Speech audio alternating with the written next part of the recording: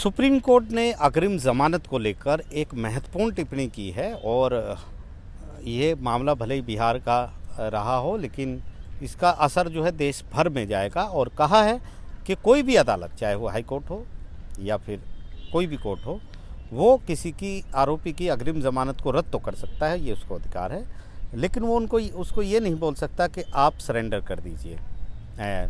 तो ये एक बड़ी ऑब्जर्वेशन है, एक आदेश भी है, एक फ़ैसला भी है जो सुप्रीम कोर्ट ने एक फ़ैसले में दिया है। हमारे साथ सुप्रीम कोर्ट के वरिष्ठ वकील हैं संजय पाठक साहब, बहुत सालों से यहाँ पर हैं। सर, इस फैसले को कैसे देखते हैं? क्योंकि अक्सर हम यहाँ सुनते हैं कि ये लोग भी बोलते हैं कई बार किसी आरोपी को, वाई डोंट यू सरेंडर, लेकिन अब ये खुद कह रहे हैं सुप्रीम कोर्ट, देश की सबसे बड़ी अदालत, कि आप एंटिसिपेटरी अग्रिम जमानत की याचिका को रद्द कर दीजिए, लेकिन ये कहने का अधिकार अदालतों को नहीं है कि आप सरेंडर कर दीजिए। ये बिल्कुल सही और कानून सम्मत फैसला है।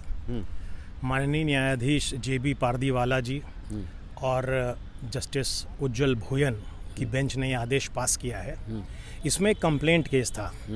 कंप्लेंट केस में उस व्यक्ति को जब सम्मन गए, वो एंटिसिपेटरी बेल लेने के लिए गया। उसकी एंटिसिपेटरी बेल हाई कोर्ट ने खारिज कर दी और कह दिया कि आप सरेंडर करो। उसके खिलाफ उसको सुप्रीम कोर्ट आना पड़ा। तो सुप्रीम कोर्ट ने ये कहा कि जहाँ पे कंप्लेंट केस होते हैं, कंप्लेंट केस में अगर समन होता है और व्यक्ति जाकर अपीयर होता है, तो वहाँ पे उसके अरेस्ट होने का कोई सवाल नहीं है। अरेस्ट होने का सवाल आएगा जब नॉन अवेलेबल वारंट इशू होंगे। और जब तक वारंट नहीं इशू होते हैं तो आवश्यकता नहीं है उसमें बेल की। तो अच्छा, ऐसा होने से क्या होता है कि सारे कंप्लेंट केसेस में भी बहुत सारी एंटिसिपेटरी बेल एप्लीकेशन फाइल होती रहती हैं, फिर वो हाई कोर्ट आती हैं, फिर वो रिजेक्ट होती हैं, फिर सुप्रीम कोर्ट। तो झूठ मूठ कोर्ट का टाइम जाया होता है, जबकि कानून में ये प्रावधान नहीं है। समन गया, वो व्यक्ति अपीयर हो गया और वो पार्टिसिपेट कर रहा है प्रोसीडिंग में, कंप्लेंट केस में, तो उसको बेल लेने का ऐसा कोई आवश्यकता, कानूनी बाध्यता नहीं है। लेकिन इन प्रैक्टिस ऐसा होता है कि लोग कहते हैं कि नहीं, जैसे ही कोर्ट ने बुलाया तो जी आपको बेल लेनी पड़ेगी या आप अरेस्ट हो जाएंगे। फिर इसमें एक और चीज़ क्लैरिफाई की है माननीय न्यायालय ने। उन्होंने कहा कि ऐसे केस जिसमें जैसे सीआरपीसी में धारा 200, 202 की कार्रवाई होती थी और उसमें किसी इन्वेस्टिगेशन के लिए कह देता है कोर्ट, कहा उसमें भी पुलिस को पावर नहीं है कि वो जाके अरेस्ट कर ले। ये एक बहुत ही महत्वपूर्ण, बहुत ही सराहनीय निर्णय है और कानून की बिल्कुल सही व्याख्या है कि अगर कंप्लेंट केस है और उसके अंदर पुलिस इंक्वायरी की बात आ भी गई है तो पुलिस को ये पावर नहीं कि जाके अरेस्ट कर लेगी, सीधे अरेस्ट कर लेगी, और इसलिए आवश्यकता नहीं। दूसरा, जैसे ही एंटिसिपेटरी बेल की आती है बात, तो एक व्यक्ति खुद उसको लगता है कि शायद मैं अरेस्ट हो जाऊं, कोर्ट को लगता है कि नहीं, एंटिसिपेटरी बेल नहीं देनी चाहिए, चाहे सेशन कोर्ट हो या माननीय उच्च न्यायालय हो। लेकिन ये कहना कि नहीं अब आप जाइए सरेंडर कीजिए, ये तो बिल्कुल गलत है। भाई, पुलिस के पास या जो प्रशासनिक अमला है उसके पास तमाम पावर है और उनके पास तरीके हैं कि किसी व्यक्ति का प्रेजेंस सिक्योर करना है तो वो कैसे करें। उसके लिए कोर्ट को बीच में आने की ज़रूरत नहीं है कि कोर्ट आकर कहे और अभियुक्त को ही बोले कि नहीं अब आपको सरेंडर करना पड़ेगा। ये तो अभियुक्त का जो आर्टिकल 21 में अनुच्छेद 21 संविधान जो उसको लिबर्टी का राइट देता है, तो उसकी तो आप रेमेडी खारिज कर रहे हो कि उसकी और रेमेडी है वो लेगा।